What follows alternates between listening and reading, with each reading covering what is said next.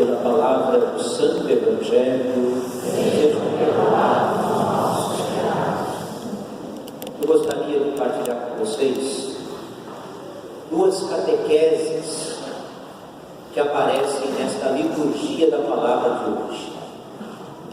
A catequese dada por Pedro e a catequese dada pelo próprio Jesus.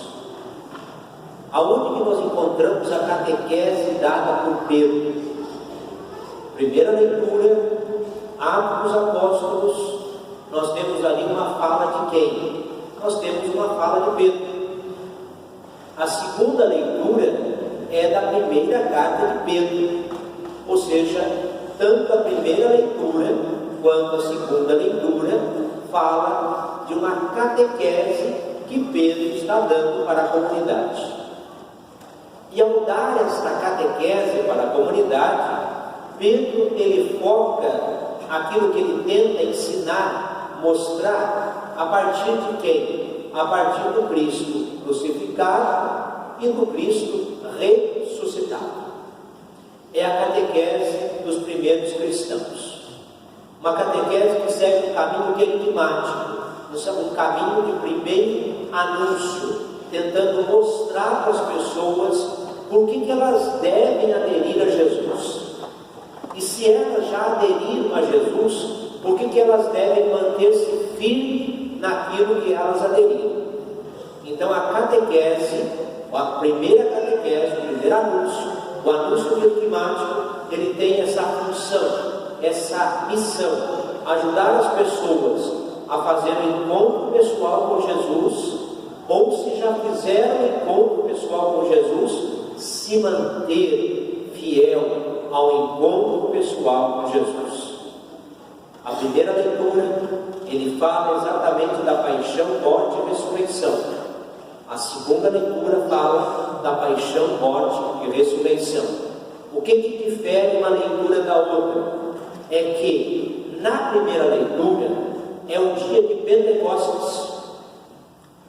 E Pedro, ao falar catequeticamente para os seus discípulos, ele dá uma ênfase maior dizendo para eles: olha, prestem bem atenção, o Espírito Santo foi derramado na vida de vocês. Vocês foram preenchidos pela ação do Espírito Santo. Por que vocês acreditam? Vocês acreditam porque vocês possuem o Espírito Santo. E aí Pedro, ele tenta ensinar dizendo assim: quem que deu esse Espírito? Quem que suscita o Espírito? É o próprio Jesus Cristo. Por causa da sua paixão, morte e ressurreição, ele é capaz de oferecer o Espírito Santo. Gente, fica uma coisa tão clara, tão bonita para nós. O Espírito Santo não é privilégio de algumas pessoas. A ação do Espírito Santo não é privilégio de um grupo cristão, católico, evangélico. Não. O Espírito Santo é graça, segundo São Pedro, derramado na vida de todas as pessoas que acreditam. Quem crê verdadeiramente que Jesus morreu, ressuscitou e está vivo entre nós, esse possui o Espírito Santo, segundo São Pedro. Então essa ideia de dizer que algumas pessoas são ungidas, outras não são ungidas, esta não é uma verdade plena, muito menos catequética, segundo São Pedro. Segundo São Pedro, primeira leitura, se você reler com bastante carinho, você vai perceber que todos aqueles que creem verdadeiramente na paixão, morte e ressurreição, estes recebem como graça o Espírito Santo em suas vidas. São preenchidos pela ação do Espírito Santo em suas vidas. Já a carta que ele escreve, que é a segunda leitura, ele dá uma ênfase a outra coisa. Ele fala da paixão, morte e ressurreição, mas para São Pedro, na segunda leitura, o que é mais importante, além do Espírito Santo, é o sangue do Cordeiro. E ele diz que o sangue do Cordeiro é que lavou e lava todos os nossos pecados. O Espírito Santo purifica e santifica, o sangue do Cordeiro lava, purifica e santifica. Ou seja, a base da catequese de Pedro, a ação do Espírito Santo e ao mesmo tempo o sangue do Cordeiro. Uma pergunta importante para cada um refletir agora: a ação do Espírito Santo e o sangue do Cordeiro acontece em cada missa que nós celebramos? Será que a cada missa que eu celebro, que você celebra, acontece a plenitude do Espírito e o sangue do Cordeiro? Sem dúvida nenhuma.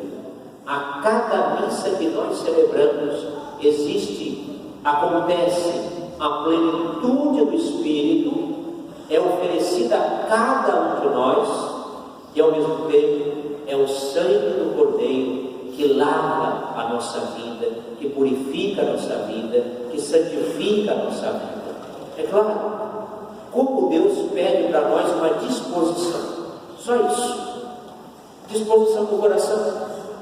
Porque se a gente não tiver um coração disposto a recebê-lo, a acolhê-lo, a se orientar por ele, é claro que é difícil.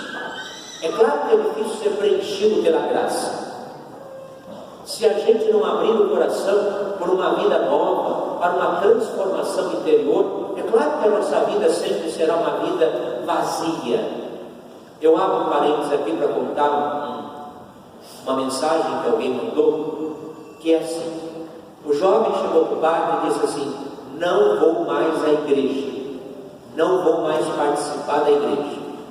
O padre pergunta: por quê? E o jovem responde dizendo assim: a igreja é o lugar onde todo mundo fala mal de todo mundo, aonde um fica criticando o outro, aonde fica falando mal do outro, aonde não existe o que deveria existir, que é tudo isso que eu falei um pouquinho, que é a plenitude do Espírito, que é o sangue do Cordeiro que lava. E aí o padre disse para o jovem o seguinte: quer deixar? Deixe, mas antes faça uma coisa: encha um copo de água, deixa repleto de água, dê umas 3 voltas na igreja e depois volte aqui. O jovem foi, fez o que o padre pediu, encheu um copo de água, deu 3 voltas na igreja, voltou, e aí o padre perguntou o seguinte: quando você estava dando as voltas na igreja, você viu alguém criticando o outro? Não. Você viu alguém falando mal do outro? Não. Por quê? Porque eu estava concentrado no copo que estava cheio e eu não gostaria que esse copo derramasse. Moral da história: o copo vazio sempre vai focar naquilo que está próximo de nós, naquilo que é exterior, naquilo que não tem significado, não tem sentido. Mas quando o nosso copo está cheio, e aí nós temos que entender a ação do Espírito Santo, o sangue do Cordeiro que lava, então a gente não vê essas coisas, porque nós estamos focados na única coisa que interessa. E a única coisa que interessa para nós na comunidade é que a nossa vida esteja o quê? Cheia, repleta de Deus. Porque se a nossa vida não estiver repleta de Deus, é claro que a gente vai olhar para uma comunidade e ela não vai ter sentido em Deus.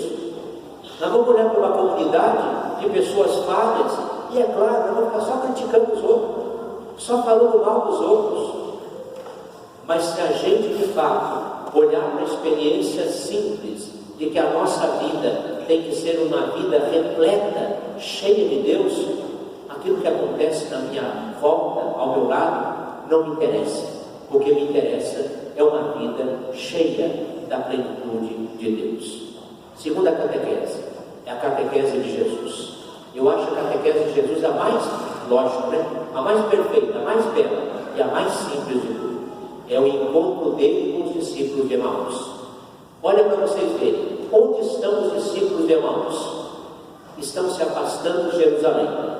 O texto bíblico deixa bem claro: estão tristes, desanimados, estão aborrecidos, estão chorando a morte do mestre. Mas não é só chorando a morte do mestre, eles estão decepcionados, porque a visão que eles têm de Jesus não é a visão verdadeira que Jesus tentava mostrar para eles.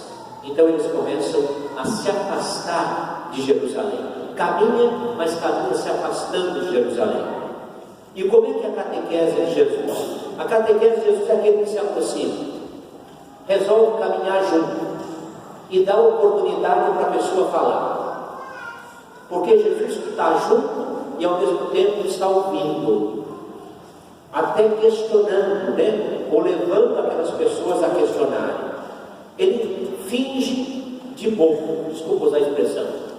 Ele está ali do lado, juntinho deles, sabendo de tudo, poderia até dar uma dura, porque ele já tinha feito bastante coisa que os discípulos de Emaús já deveriam ter experimentado. Não experimentaram, eles simplesmente se colocam a caminhar. E olha que interessante, os discípulos se afastam da comunidade de Jerusalém. A princípio, Jesus continua a caminhar também na mesma direção, na direção contrária, porque ele queria o quê? Ele queria mostrar uma catequese, ele queria mostrar um ensinamento. E o primeiro ensinamento de Jesus não é falar, o primeiro ensinamento de Jesus é escutar. Você é o único que não sabe o que aconteceu em Jerusalém? Os discípulos falando, Cleofas até falando. Um profeta que é sábio nas palavras, fez prodígios e milagres, mataram, crucificaram, falou que ia restaurar Israel, já faz 3 dias, não aconteceu nada disso. Ou seja, o que os dois fizeram? Desabafaram, caminharam com Jesus ao seu lado, desabafaram. Jesus deixou. A catequese de Jesus é deixar a pessoa falar, só que depois é a hora de Jesus falar. Não repreende, mas a frase mais forte do Evangelho é essa que está no meio do Evangelho, quando ele diz assim: como sois sem inteligência, lentos para crer nas Escrituras, no Antigo Testamento, em tudo aquilo que a palavra falava sobre mim. E aí ele começa a falar, deixou os discípulos falarem, agora é ele que falou tudo sobre ele, a partir da Sagrada Escritura. E de repente, ia seguir o seu caminho, já era tarde, e de repente o que acontece? O que os discípulos pedem para ele? Fica conosco, porque já é tarde e a noite vem chegando. Ou seja, os discípulos ainda não tinham reconhecido, mas perceberam que o modo como Jesus falava, o modo como Jesus colocava isso no coração deles, parece que era algo que ia penetrando, ia entrando aos poucos, ia mudando aos poucos, mudando o jeito de pensar. Quem muda o jeito de pensar, muda o jeito de agir. Quem não muda o jeito de pensar, nunca vai agir diferente. E aí tem um grande sinal onde o Cristo se revela, é quando ele parte o pão, quando ele celebra ali a Eucaristia. Ali eles reconhecem que Jesus está presente, e eles voltam para a comunidade que eles tinham saído, voltam na experiência de estar junto com os 11, porque lá eles sabiam que Cristo se revelava, que Cristo se fazia presente, que na Eucaristia de fato Cristo estava presente, mas eles precisavam fazer o quê? Passar pela experiência da catequese, passar pela experiência de ouvir Jesus. Eu creio que esse Evangelho é um Evangelho que nos chama a atenção para o seguinte: pelo amor de Deus, não passemos na igreja a vida inteira como os discípulos de Emaús, caminhando em direção contrária, achando que a gente conhece Jesus Cristo, sem dar a oportunidade dele dizer para nós quem é ele. Porque quem escuta a si mesmo nunca vai escutar Jesus, e Jesus sempre vai tentar dizer para nós quem é ele. Aonde que Jesus fala? Jesus não fala como eu estou falando aqui, Jesus fala no meu coração. Se eu resolvi não escutá-lo, então dificilmente eu não vou reconhecer ao partir o pão, eu não vou reconhecer o que Ele propõe para a minha vida e a novidade que Ele tem para me oferecer. Talvez eu passe a vida inteira caminhando, reclamando, né? A vida inteira caminhando, reclamando da novidade, reclamando das coisas que não estão certas, das coisas que não vão bem na minha vida, na vida da sociedade, mas eu nunca vou permitir que Jesus fale para mim, ou Jesus fale comigo, que Ele seja o meu único, verdadeiro e o mais importante catequista. As outras coisas que vão acontecer é apenas uma graça que Ele vai oferecendo para a nossa vida. Mas quem fala diretamente conosco é o próprio Cristo vivo e ressuscitado. Acordemos de fato para esse Cristo que caminha ao nosso lado, que caminha conosco e quer, volto a repetir, quer mostrar para nós quem Ele é. O outro perigo que eu penso que todos nós corremos é o fato de estar muito tempo na igreja. Nasceu na igreja, cresceu na igreja e a gente já acha que está capacitado, preparado, pronto. Estamos não. Ninguém está pronto, ninguém está acabado. Todos nós estamos apenas caminhando, às vezes no sentido contrário, às vezes no sentido certo, mas todos nós estamos caminhando. Não somos diferentes dos discípulos de Emaús, somos os mesmos discípulos de Emaús, que precisamos ser catequizados pelo próprio Jesus. Louvado seja o nosso Senhor Jesus Cristo.